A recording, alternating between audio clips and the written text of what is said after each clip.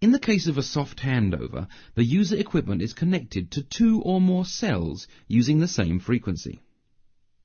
The data streams received are combined in the radio network controller. The connections may even belong to different RNCs. In the opposite direction, the RNC duplicates the data and sends it to the user equipment via different routes. Transmitting data over a variety of routes increases the quality of the transmission after the data has been combined at the receiving end.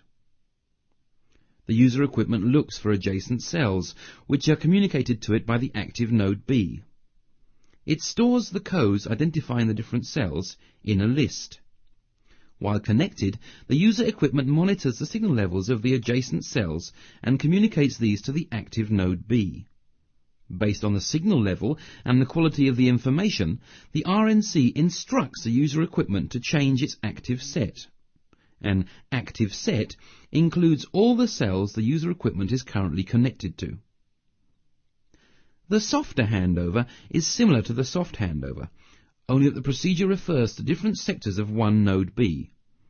The data streams can be combined in the node B.